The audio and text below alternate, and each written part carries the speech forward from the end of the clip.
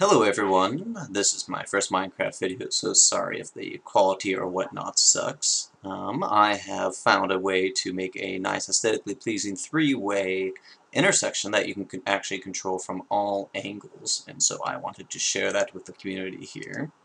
So we will go on down to the mine where my intersection lies. Now, as I said, there are other three-way directions that I have seen online, but they are not as pleasing to the eye, and they just don't make sense as to where the buttons are. This one is a bit more complicated wiring-wise, but it looks nice and simple once it's done. So once you come down and you get interacted with it, you get stuck on one of its powered rails, which are currently off and act as brakes. So if you're in it and you want to take a right, you can click the right button and it will send you that direction. And if you want to take a left, click the left button and it will send you that direction. Same way if you are coming from either of these sides, where if you want to go straight, you click the one on the left, and if you want to take a right, click the one on the right. Same with this other one in this direction. Left to go left, right to go straight. So if I want to take a right, it takes me that way. Now there's nothing over here right now, but whatever. And if I want to go straight off of this, just push that one. Now that's just my mind, which is not intrinsically interesting, so we will just go back this direction. So if I want to go straight, back over there, voila. And if I want to go left, voila. Now this apparatus just takes me back up to the surface, which I might show you later. And so yeah, if I'm here and want to go to the left, there we go. And back to the right, there we go. So all this happens in the wiring downstairs, and the buttons, all right here, just have these little wires that head down there. So let us hop down there real quick. So down here is the wiring, and it might look complicated at first with wires going everywhere, but I will explain the process here so that you can try and reconstruct it. So here in the center is really where all the fun takes place.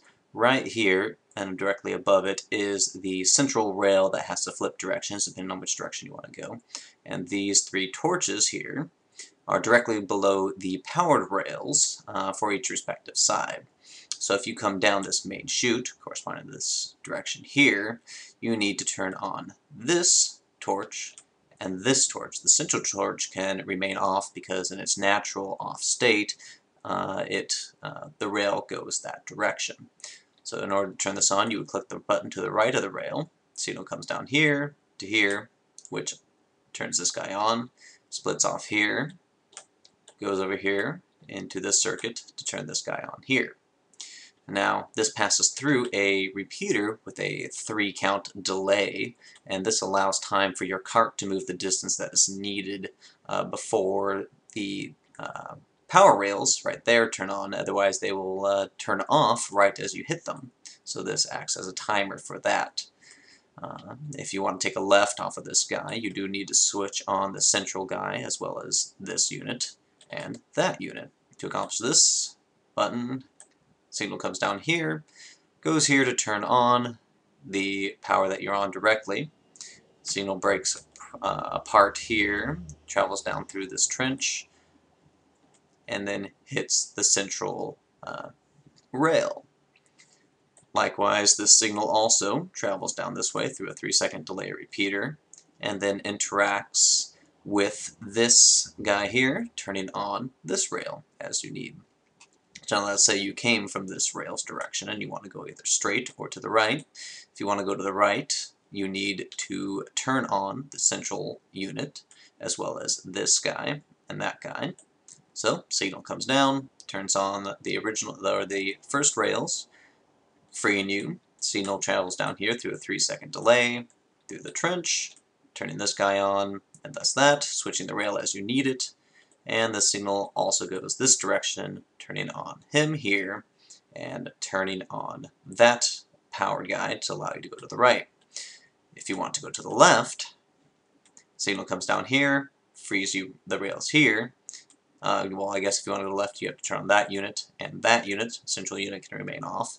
Comes down, turns that on, goes underneath here, through a 3-second delay repeater, through a long stretch of red wire, red rock, through another repeater that just extends the signal to turn this guy on here.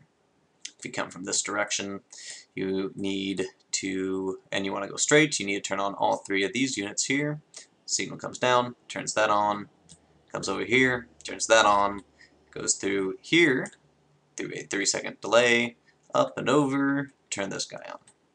And finally, if you want to go to the left, this has to come down and turn on this unit and that unit. Signal comes down here and breaks off here through a 3-second delay to turn on this guy, and comes off, breaks off, turns here to turn that guy on there. So that is how that circuit works. Oh yeah, and the only reason this guy is recessed here is because I have my return system right above it, so just had to make room for that, which I guess I can show you.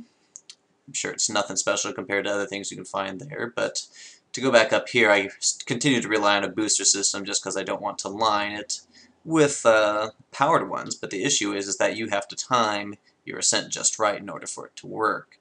So to accomplish that, if you come up through this way, it'll hold you here, release you, and line you up perfectly for your return trip up.